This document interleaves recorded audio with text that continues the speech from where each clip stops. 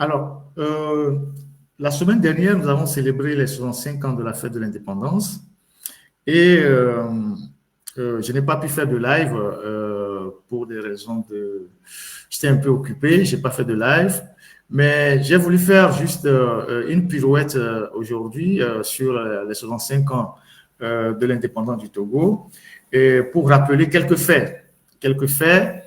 Et d'abord, j'ai trouvé quand même assez curieux que Faure Gnassingbé, qui était président de la République dans l'autre République, 4e République, c'était la veille du passage à la 5e République, il a, il a assisté au défilé militaire, il a rallumé la flamme de l'indépendance et il ne s'est même pas gêné de faire un discours à la nation. Les moments où les chefs d'État les moments clés dans un pays où des chefs d'État ou des rois sont appelés à s'adresser à leur peuple, c'est généralement la fin de l'année et aussi le jour de l'indépendance ou le jour d'un événement qui célèbre la liberté de ce peuple-là. Et c'est quand même bizarre et curieux à la fois que le 27 avril dernier, au moment où on fêtait les 65 ans de notre indépendance, Faure Gnassingbé, qui était encore chef d'État, qui assumait ses rôles de chef d'État avant de passer président du Conseil, il ne s'est même pas gêné de s'adresser aux Togolais, de dire aux Togolais, voilà, ça fait 65 ans que nous sommes indépendants, voilà les défis qu'on a pu relever pendant que j'étais là, voilà ce qu'il nous reste à faire, et saluer peut-être la mémoire de ceux qui sont les grandes figures qui ont conduit le Togo à l'indépendance. On sait très bien que, le régime est né de l'assassinat de Sylvanus Olympio, et donc, ils ne vont jamais célébrer Sylvanus Olympio, ça c'est clair. Les pas de Souza, ils ne vont pas véritablement les célébrer, ça c'est clair. Mais il n'y a pas que ces gens-là qui ont lutté pour l'indépendance du Togo. On n'a pas vu de documentaire sur la TVT, on n'a pas entendu les fameux historiens qui sont à Lomé et qui organisent des colloques à l'image des Adema, organiser une journée de réflexion sur les conditions dans lesquelles cette indépendance entre griffes a été obtenue. Rien du tout. On s'est juste contenté d'organiser la bamboula, la fête, les gens ont dansé, les gens ont bu, et puis on a décoré les gens, et ça s'est arrêté là. C'est quand même assez révélateur de la légèreté avec laquelle on gouverne ce pays-là, et c'est vraiment dommage qu'un chef d'État, pendant le jour de célébration de l'indépendance, ne s'adresse pas à son peuple. C'est quand même incroyable. Alors, moi, j'ai joué tout à l'heure cette chanson que vous avez peut-être l'habitude d'écouter. Voilà, cette chanson-là que vous êtes en train d'écouter là,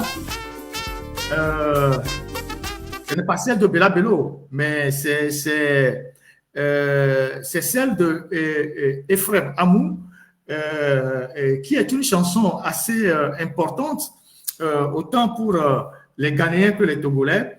C'est vrai que les Ghanéens l'utilisent comme leur hymne en second. Et au Togo, c'était une chanson assez importante dans la marche et la quête de l'indépendance. Et elle a été écrite par un Togo, je ne dirais pas un Togo, bon, à l'époque, il était togolais. C'était le Togoland à l'époque, parce que Ephraim Amou, c'est un très grand musicien qui est originaire de Pékin. Donc c'est dans la Volta Rétine, qui a écrit cette chanson-là, qui est devenue une chanson emblématique au Ghana. Au Ghana, quand on veut inaugurer le Parlement, on veut faire la rentrée parlementaire, c'est elle qui annonce la rentrée parlementaire. Elle a été écrite d'abord en Ewe avant d'être traduite en Twi. La version Twi est beaucoup plus utilisée au Ghana que la version Ewe. Et donc, cette chanson est un patrimoine entre les deux pays. Donc, elle est de Ephraim Amou, et Ephraim Amou a vécu presque centenaire. Et donc, cette chanson-là, beaucoup de gens ne la connaissent pas. Voilà, je vous la joue un peu quand même pour que vous entendez bien ce que... Parce qu'elle a précédé, cette chanson a précédé celle de Bella Bello. Voilà, donc je vais jouer pour Bella Bello tout à l'heure.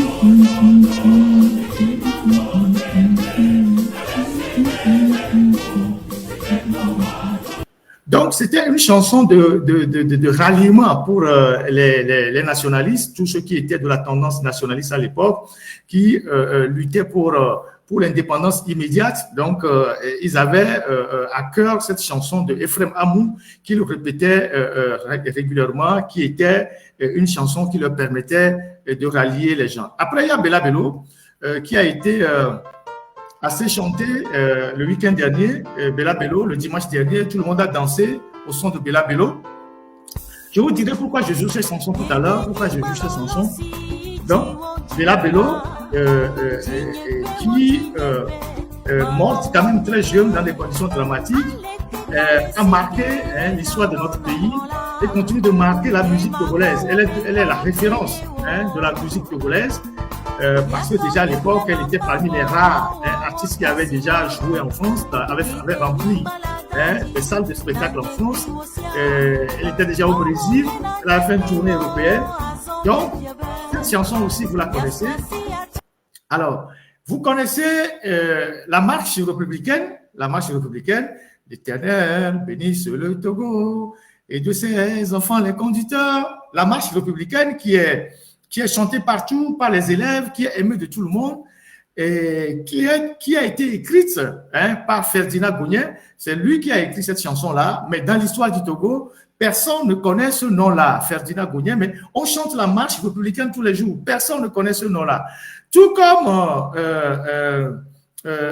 donc, je suis en train d'évoquer ce sujet par rapport à certaines figures emblématiques de l'indépendance qui ont marqué notre histoire, mais qui n'ont pas été honorées ou qui ne sont pas honorées jusqu'à ce jour à la hauteur de ce qu'ils ont fait pour leur pays.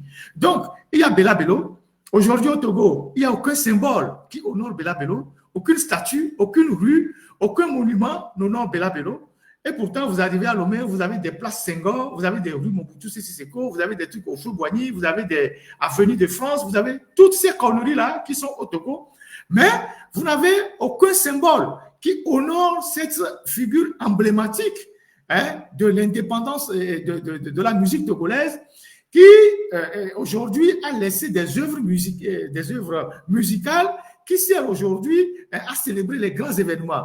Le 27 avril dernier, tout le monde a dansé au son de Bella Bello, mais personne ne s'est posé la question, est-ce que Bella Bello est immortalisé au Togo à travers un monument, un musée, une rue, un boulevard? Rien du tout, même pas un carrefour.